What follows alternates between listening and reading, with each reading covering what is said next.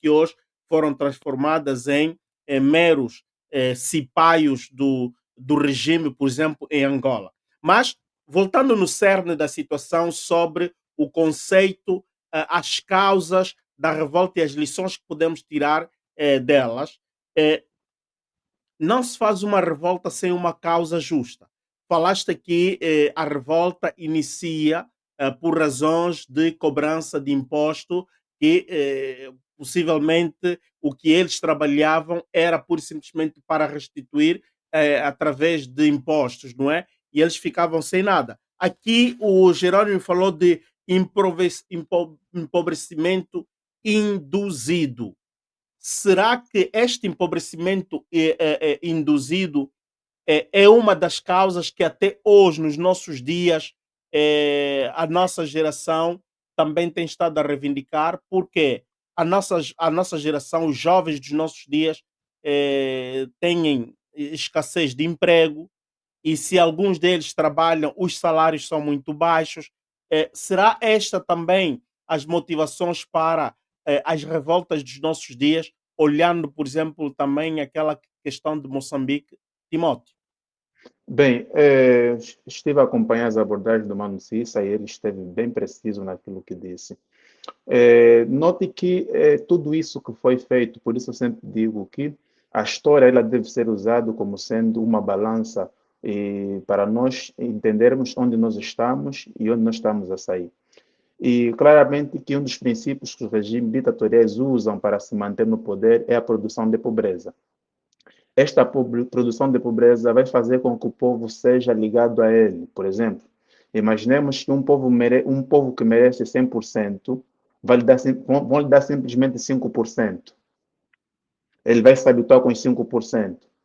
E depois, um dia, ele vai lhe dar 10%. Ele vai achar que por ter lhe dado 10%, está a receber do melhor. Ou seja, o que nós assistimos hoje, tanto em Angola e Moçambique, por isso que eu sempre convido, né, as pessoas a darem uma vista de olho nas revoluções que foram feitas, sobretudo as revoluções que nós fizemos contra o colono, porque elas são como uma baliza, se nós quisermos desfazer este mesmo regime que esses mesmos partidos adoptaram. Porque, na verdade, o que a Frelimo, que o MPLA adotaram hoje em Angola, é apenas uma continuação do regime já existente.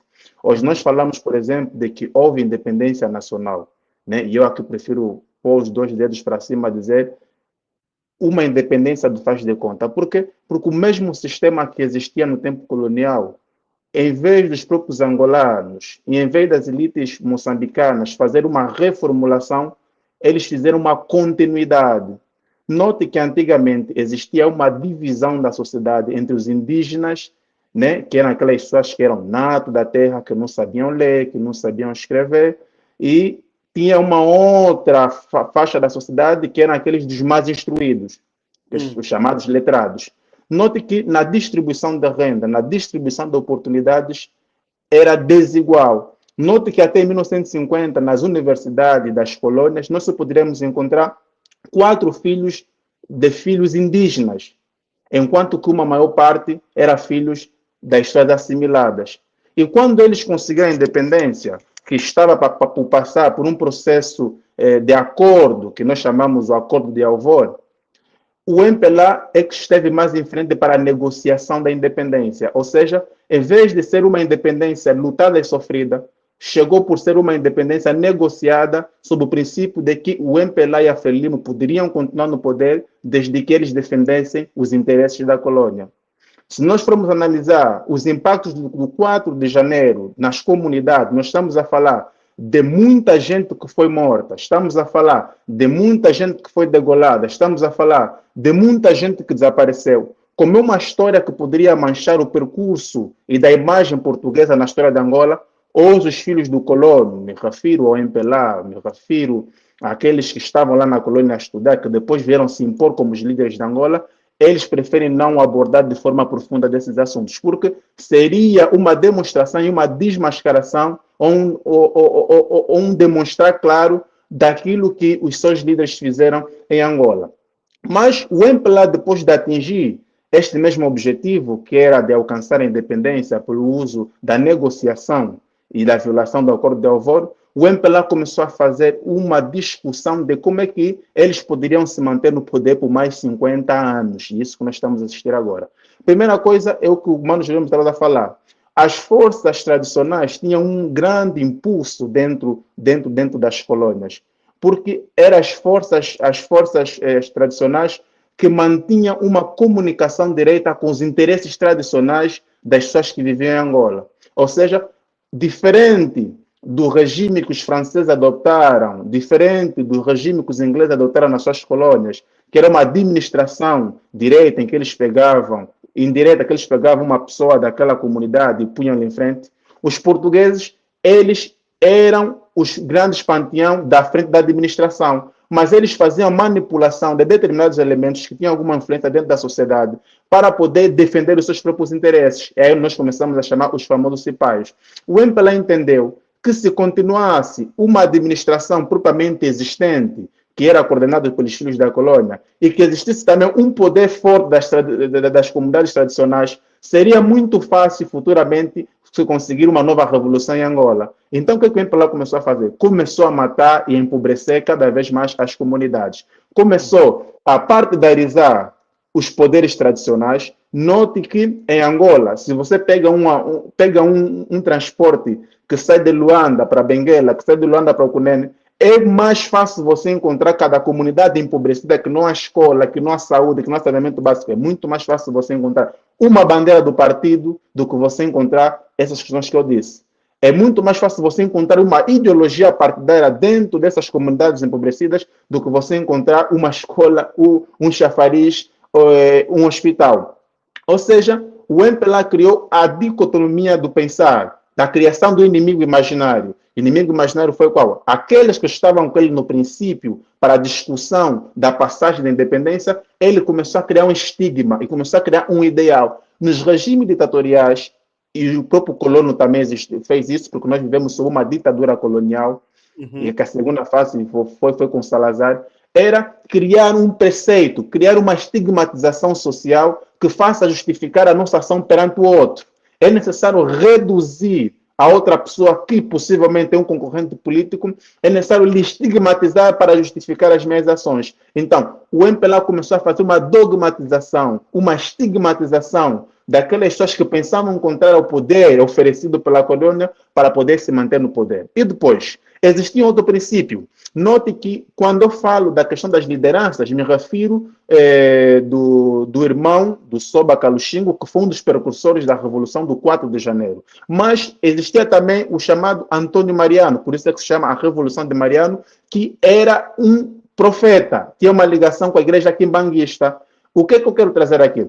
As igrejas quimbanguistas, as igrejas protestantes, elas tiveram um papel muito importante naquilo que foi não a descolonização, porque agora não está descolonizada, mas a falsa descolonização que nós escrevemos nos livros. Porque essas mesmas missões que estavam espalhadas por toda Angola, eles tiveram um grande trabalho naquilo que é na tomada de consciência de luta das populações angolanas. Note que, depois do alcance da dita independência, a Igreja Católica, que não é protestante, teve também um papel muito importante na tomada da consciência dos angolanos. Note que a própria Rádio Eclésia era uma das rádios que, na época, né, depois da independência, trazia à discussão vários assuntos que os próprios donos do país, os próprios homens que tomaram o poder, não queriam fazer a discussão. Assim como os colonos, o MPLA não queria que houvesse a discussão filosófica, a discussão cívica, a discussão de vários assuntos que pudessem libertar e acender as chamas dos indígenas que eram assim considerados. Mas a igreja Católica, através da Rádio Eclésia, ele trouxe o debate de vários assuntos. Você é angolano, qual é a tua ligação com o poder? Você é angolano, qual é o valor de você fazer a votação? Você é angolano, qual é o valor do poder público? Esses mesmos assuntos fez com que os próprios filhos da colônia, como falo filhos da colônia, estou a falar, o MPLA, que foram instalados no poder, eles começassem a perseguir a própria igreja católica. Note que a Rádio Eclésia foi fechada. Foi fechada nos anos 70. Só voltou a reabrir nos anos 90. Por quê? Porque na visão dos novos colonos, era um atentado ao próprio poder instalado. Então, tudo isso que nós assistimos no 4 de janeiro foi uma luta que começou, que nós e muitos dos nossos irmãos que têm o mesmo sangue começaram conosco. Mas só que tudo isso que foi se acontecendo até a independência, o MPLA fez um estudo e ele usa esses estudos para poder se manter no poder. Uhum. Note que o próprio Jerônimo Cissa falou sobre a terra. Dentro das comunidades africanas, sempre houve uma ligação direta entre o indivíduo e a terra. O conceito que nós chamamos de comunismo, que nós discutimos de comunismo hoje, de forma sistematizada, através dos princípios de Karl Marx, já existiam aqui nas comunidades africanas, mas não era chamado de comunismo. Aham. Tá sabendo? Eles já existiam, já estavam presentes. Note Portanto, que era um método de. Era, como podemos chamar? Comunitarismo, em vez de chamarmos de comunismo, mas comunitarismo.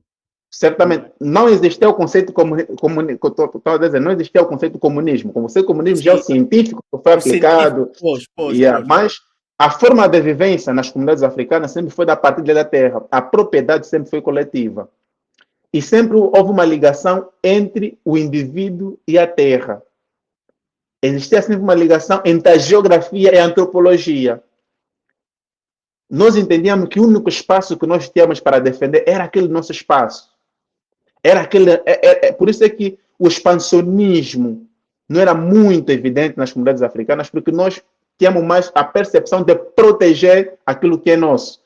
Então, todos esses conceitos de terra, o MPLA foi alienando, o MPLA foi tornando a propriedade coletiva como uma propriedade privada, foi tornando o conceito de coletividade como um conceito de privacidade e de orgulho humano. Note que hoje conseguimos ver que nessas comunidades mais tradicionais há mais vontade de se juntar, de se conquistar, de ter terras para um determinado ente político, uma autoridade tradicional, do que o conceito que havia antes, que era se eu só tenho uma propriedade de terra, eu posso partilhar com outro. Hoje é completamente mais restrita.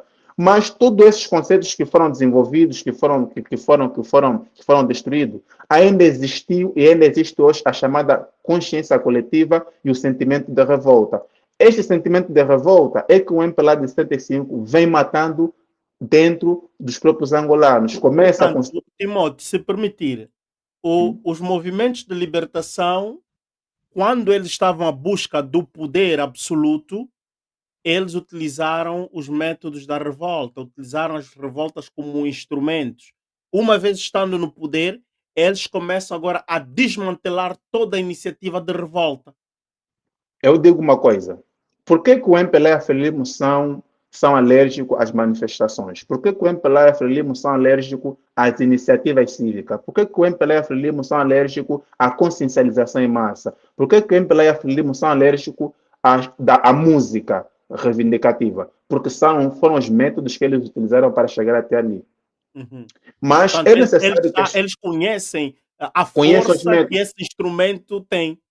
Certamente. Note que na base da fundação da Frelimo da MPLA é marxista-leninista. E nós sabemos que os princípios marxistas-leninistas são princípios de massas, são princípios de mobilização popular para a tomada do poder. Foram estes mesmos princípios que eles utilizaram para poder conquistar aquilo que eles chamam de poder absoluto, que eles continuam a fazer a manutenção até hoje. Mas é necessário que nós teremos uma lição disso.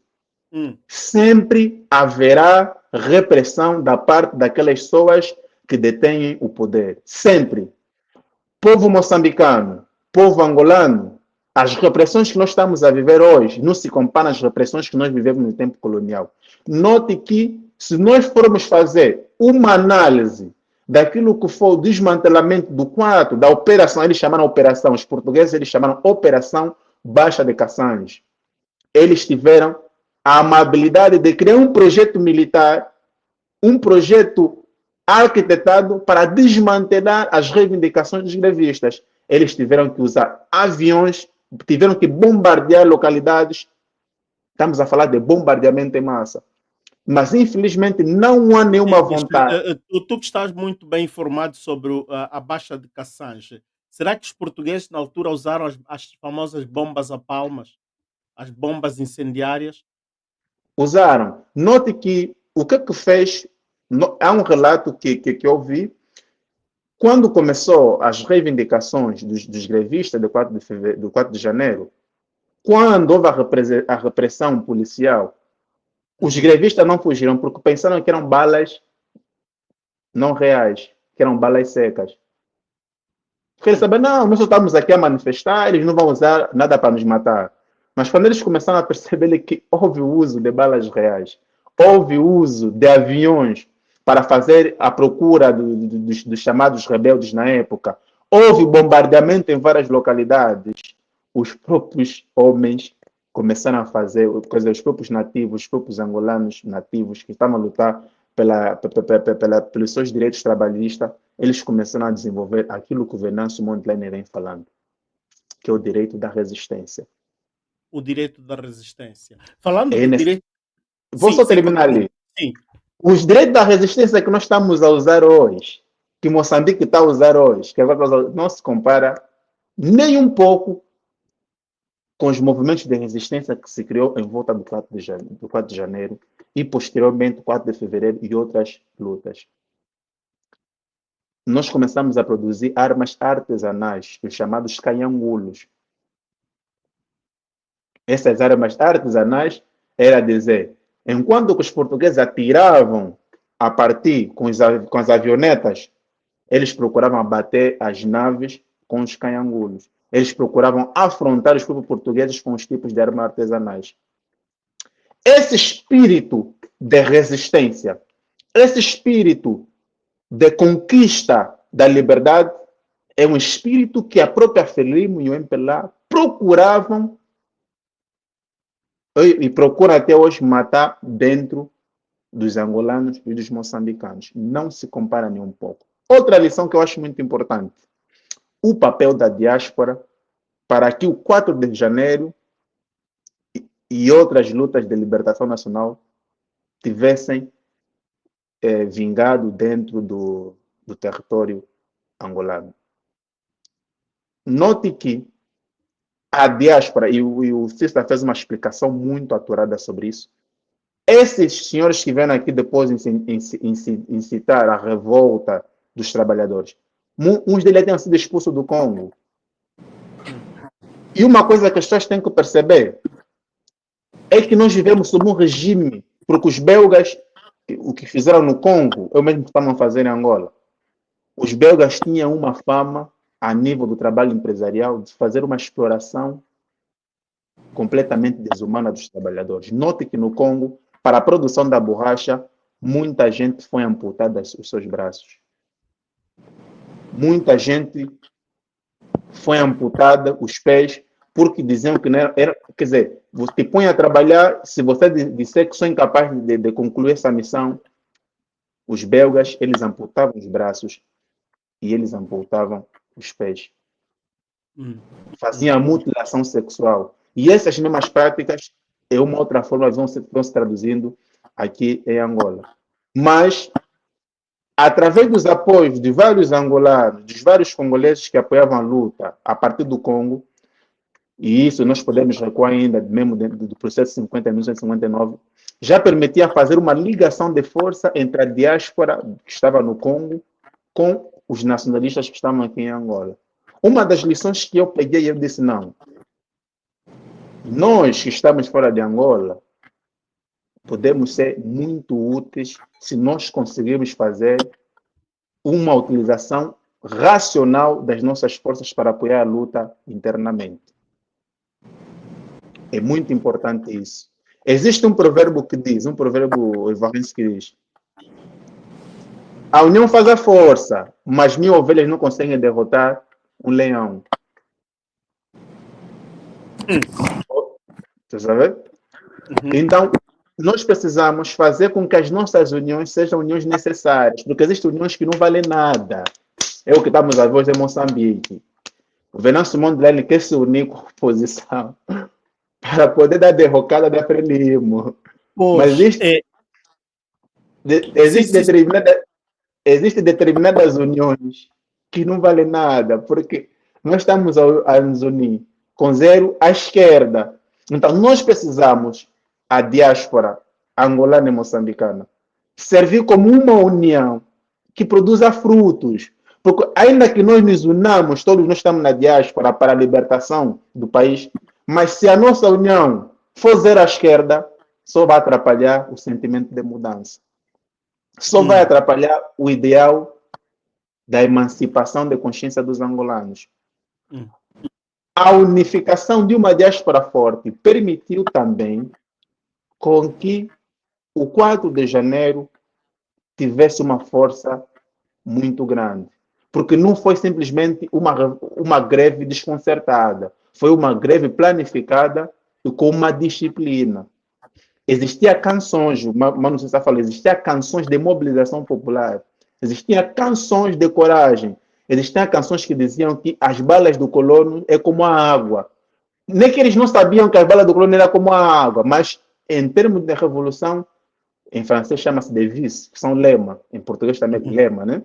Em uhum. termos de revolução, sempre se produz conteúdos que possam permitir com que haja a emancipação e a unificação de consciências. Essas lições, que eu acho que é muito importante, é que o MPLA já estudou e já sabe. Por isso é que hoje as igrejas estão no Cafric, produção de profetas falsos para enganar e distrair o pensamento crítico, Bemi Samuel, profetas especulados, todos esses aí, que tem o único objetivo é unificar o povo em nome de Deus, mas causar uma distração em massa. Os profetas dali, de antigamente, os quimbanguistas, depois também podemos falar dos toquistas. O papel dele era a emancipação da consciência para a libertação Aqui, dos povos. aqui Timóteo, permita-me, e quero apelar também já o Jerônimo aqui na discussão. Se fala da mobilização, da unidade. Tocamos no caso Moçambique atual, que estamos a ver não podemos dizer que se está a desmoronar esta união, quer dizer, está em um momento altamente crítico, mas o povo ainda está de pé. Quando Timóteo fala, usa o exemplo da unidade coesa da diáspora na época da revolta de Cassange, hoje, nos nossos dias, há necessidade de que as diásporas também estejam altamente unidas, como a diáspora moçambicana deve continuar unida, e demonstraram estar unida, embora que houve alguns aventureiros que começaram a aparecer, mas há necessidade de unidade. Jerônimo, tirando essas lições dos primeiros grandes revolucionários, resistiram até que deram corrida ao português. Não sei, tem aqui alguém que está aqui a escrever, disse que nós fomos vencidos, não entendi bem esta parte, mas os nossos pais resistiram, os nossos avós, melhor dizer, resistiram contra o colono português, e o colono português fugiu. E nós não tínhamos todo esse armamento que o português tinha. Timóteo toca aqui em que alguns dos instrumentos ou instituições que deveriam servir, apoiar essa resistência popular às igrejas e certas figuras, cantores e por aí fora, estão todos eles cozinhados. Mas atenção que existem ainda aqueles que têm a reserva moral.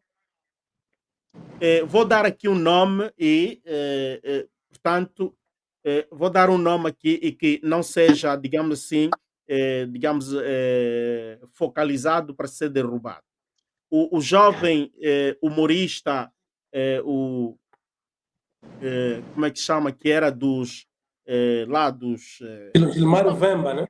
o Gilmário Vemba. Gilmário Vemba é uma das vozes sonantes, é um jovem independente e, graças a Deus, está na diáspora.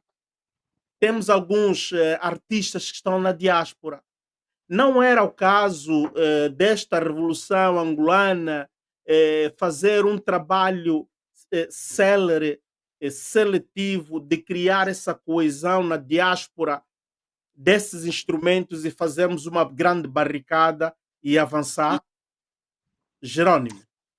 Sabe, invoca-se muito a questão da unidade, mas a unidade deve ser um meio para um fim, não um fim em si próprio.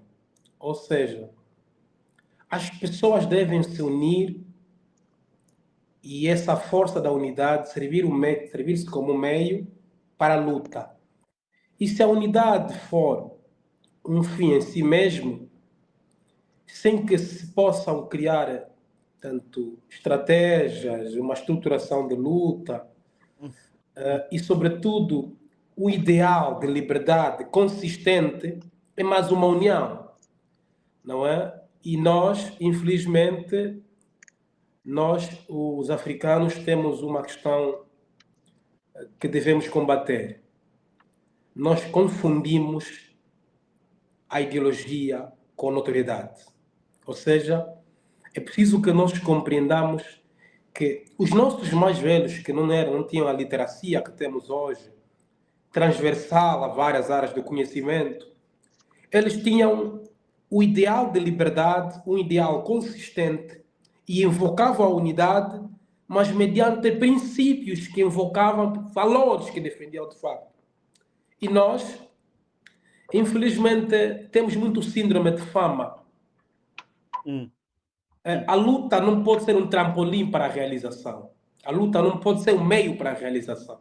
A luta é um meio para um fim. O fim é a liberdade, a instauração de um Estado democrático, de um Estado que valoriza os direitos humanos, um Estado com um modelo econômico que gera desenvolvimento substancial e transversal a todos os estágios sociais. Entretanto, eu não posso me unir, eu tenho experiência desde que fui acólito, no grupo da igreja, na associação de estudantes, no ativismo. Eu até quero dizer publicamente, tenho medo de fazer amigos na luta. Porque eu disse isso ao Timóteo Miranda, tenho medo de fazer amigos no ativismo. Porque, infelizmente, nós temos muitos agentes do caos no ativismo. É que temos que compreender como o sistema se articula para manter o poder. Nós, em África, estamos a combater com sistemas que têm uma articulação até internacional para a salvaguarda dos interesses. E, para isso, todo cidadão que levanta e usa o seu conhecimento como arma, como instrumento de combate, o sistema depois encontra mecanismo também de contrapor isso. Então cria os seus agentes.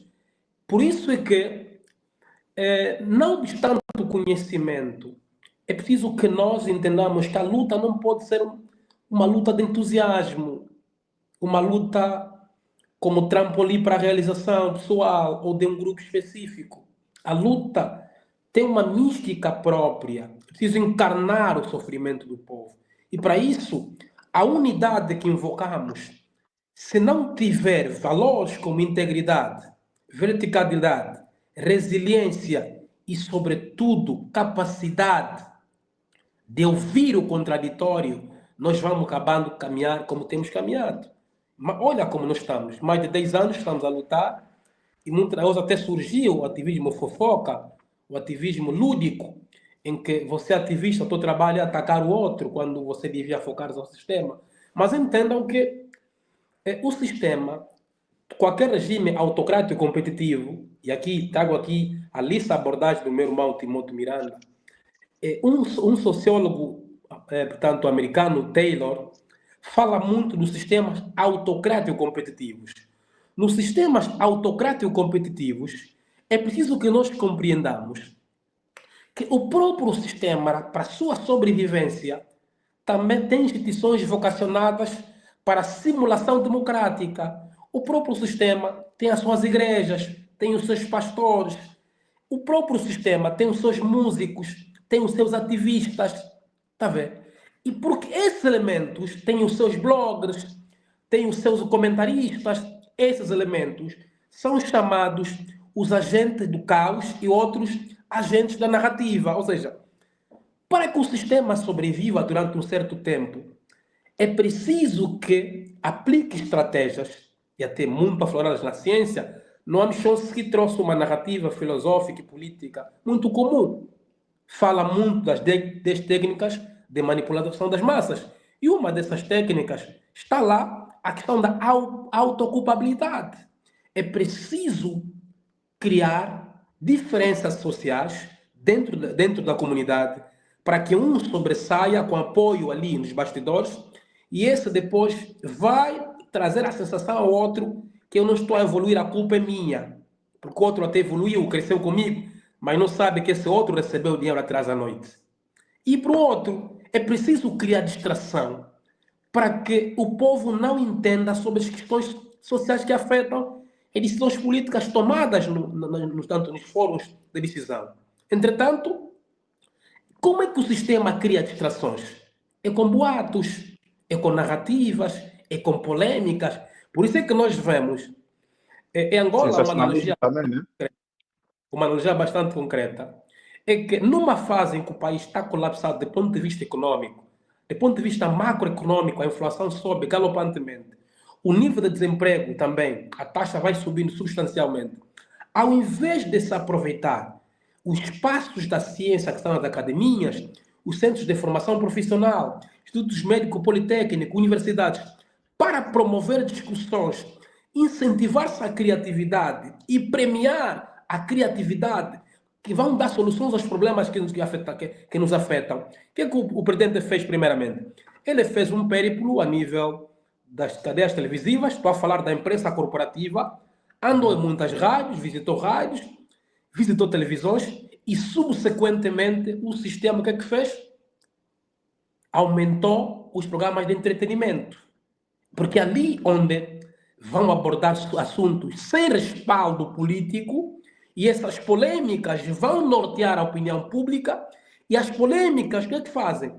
Quando atinge o estado de necessidade, aqui isso é uma questão de indução, é uma questão da neurociência, é que o sistema trabalha muito no subconsciente, vai agudizando as polêmicas, chega-se uma altura, o cidadão atinge o estágio de necessidade.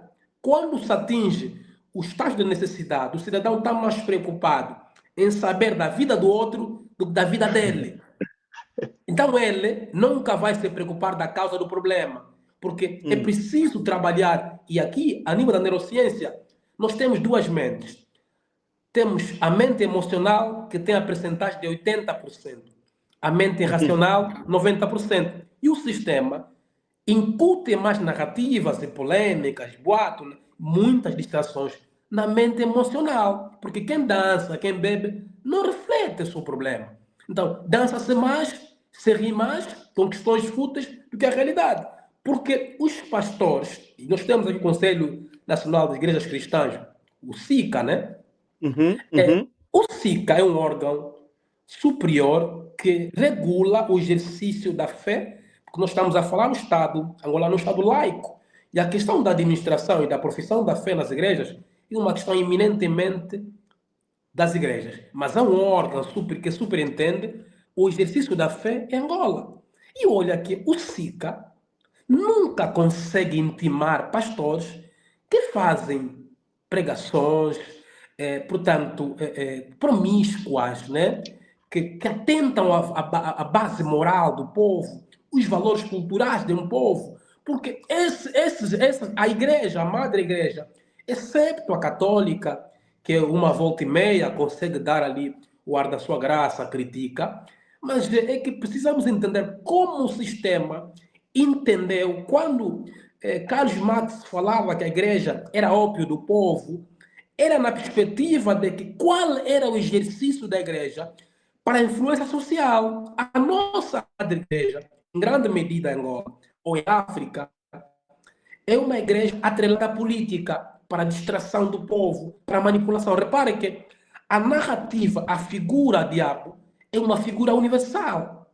Mas a figura diabo em África é responsável de todos os problemas do povo. Mas também na França tem diabo. Mas lá também tem emprego, tem comida. Na Suíça tem diabo. O diabo só atua em África. Porque precisa encontrar um inimigo virtual, um bode expiatório, e que esse elemento seja o escapatório de toda a incompetência, de toda a ineficiência de um sistema que governa o país. Por isso, eu entendo que nós precisamos entender a luta. Embora a figura que invocou com todo o mérito, eu, por exemplo, gosto muito do Gilmário Vemba, eu sou dos ativistas angolanos, que foi convidado pelo Venâncio Mondlane para refletirmos sobre o futuro de Moçambique, e na live subsequente participou o Luati Beirão, me orgulhei muito, o Hitler, Samussuco, participou também o Gilmário Vemba, que são irmãos angolanos, é um orgulho muito grande, né, quando angolanos, irmãos a brilharem, e ele tem grande influência, é um artista de facto independente. Mas agora, eu também acredito que pelo que acontece, comportamento da nossa luta no ativismo, alguns se vendem, outros cumprem agendas, percebe? É que ele também, às vezes, devia dar o melhor do nosso lado. Mas o problema, o próprio ativismo, que devia ser tanto um exercício filosófico e cívico para a liberdade, conquista do bem, desvirtuou-se. Porque dentro do ativismo há um conjunto de mixagem, há um conjunto de agendas, há um conjunto de interesses, pessoas que entram no ativismo e fazem disso como emprego. Está a perceber, meu irmão? Ok, Então, os nossos ok. mais velhos no passado, os nossos mais velhos no passado, eles tinham a unidade como meio para a liberdade. E nós, quando fundamentamos a liberdade, aliás, a unidade, como um meio, como um fim em si próprio, não resulta. Por isso é que nós vemos, hoje, na era contemporânea, os grupos de músicos não demoram, muitos ativistas não demoram unidos, a igreja às vezes se separam, porque há um conjunto de práticas, às vezes não há transparência, você está com esse tem interesse aquele que você não sabe. Então, eu penso que nós precisamos fazer uma limpeza. As pessoas que entram num pacto de luta devem assinar um compromisso sério e devem ter uma estrutura, tanto um estatuto, um código de ética que puna as ações de tal forma que todas as minhas ações emanem dentro de uma ideologia, dentro de princípios que normalizam o meu comportamento e a minha atuação no exercício cívico. De facto, Jerônimo, ouvi atentamente o que estavas a dizer, e estas ficam mesmo muito bem sublinhadas aqui, e gostaria que todos nós tirássemos lição disso e que cada um de nós anotasse no seu bloco-note. Jerônimo falou sobre a estruturação da luta, uma revolta, porque isto é uma luta, que as pessoas queiram ou não, é preciso que as pessoas imbuídas com sede e com vontade de ver a mudança devem começar a assumir, não é, essas abordagens como um processo em marcha para, primeiro, consciencialização, conscientizar as massas, ok? Atingir uma maior parte da população, fazer-lhes entender que estamos num processo de mudança, estamos num processo de tramitação. Por quê? Estamos a 50 anos das independências. Em 50 anos, o que é que aconteceu nas nossas vidas? Estamos a ver que só uma minoria exígua de indivíduos que se tornaram multimilionários, bilionários e estão a viver na boa e acapararam-se ao poder em detrimento da maioria, que continua a ser explorada, porque é necessário dizer isso. Estas são as causas da revolta da Baixa de Cassange.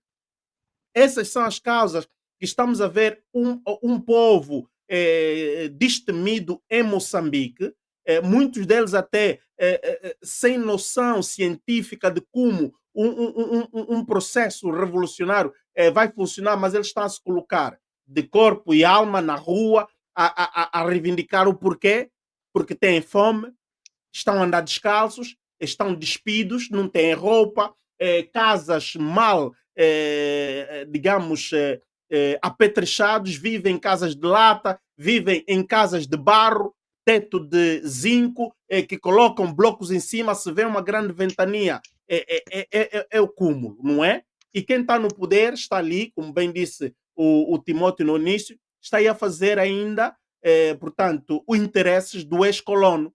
Portanto, eles estão aqui como a neocolonização em conluio com os ex-colonizadores.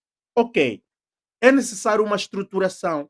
E para aqueles que já estão, digamos assim, lúcidos, aqueles que já têm iluminação há bastante, devem fazer corpo e devem fazer, portanto, rede. O grande problema está em fazer rede. É isso que estamos aqui a discutir com o Jerônimo, que acabou de levantar aqui várias preocupações, porque eu trouxe esta provocação. E ele fala da estruturação da luta. Uma luta deve ser estruturada. Deve ter cabeça, tronco e membros. Deve ter uma planificação. Deve ter táticas. Sem táticas, é como o Timóteo bem disse, união de, digamos, de carneiros que vão lutar contra o leão. Não vai dar certo. Se tu sabes que estás aí a lutar contra um leão, tu tens que ter estratégias para bater esse leão, como são, portanto, os guerreiros canhotas, não é? Eles sabem como atacar um leão e abater o leão. E é preciso aprender com isso tudo. Jerônimo está aqui a falar das estratégias. Jerônimo fala, portanto, que alguns confundem, estão a confundir ideologia com a notoriedade. Isto é uma grande doença que temos no corpo alargado de nossos ativistas. E espero que este elemento não se faça notar em Moçambique. Até agora, estou a ver um Moçambique, um povo moçambicano, ativistas moçambicanos unidos, coesos, avançarem na mesma direção. Eu vi militantes de partido MDM, da Renamo, da Nova Democracia, do Podemos, unidos em torno à Mondlane para uma causa única: mudança, derrubar o regime e vir um novo vento. Querem reformas consistentes em Moçambique. Em Angola, será que se pode voltar à unidade, se pode voltar a um foco único e se ultrapassar estes que estão a confundir ideologia com notoriedade? E outra, o síndrome da fama.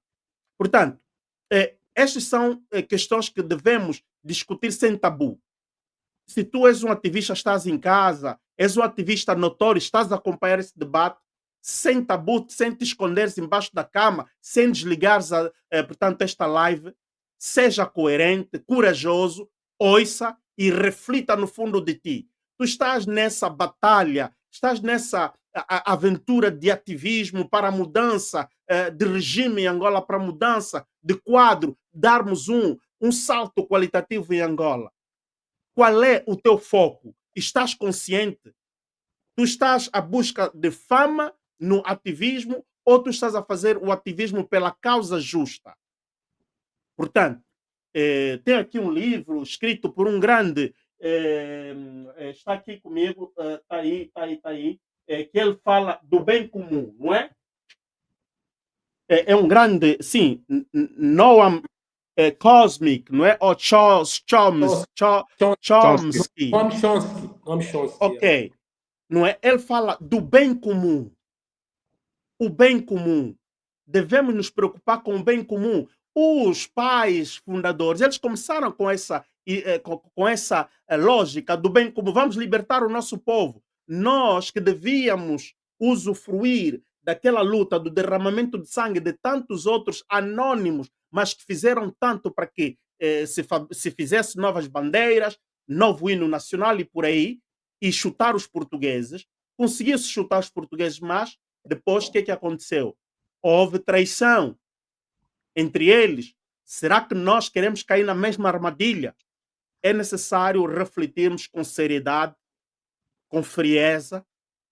Existem, e eu reconheço, temos em Angola ativistas sérios, não vamos colocar todos no mesmo buraco. Existem alguns ativistas de boa vontade, mas estão a se enganar, estão a se distorcer por si só, porque estão a confundir ideologia com notoriedade, estão a confundir fama com a causa. Vamos voltar na linha justa. Precisamos de coesão. Cassange teve sucesso porque eles estavam coesos.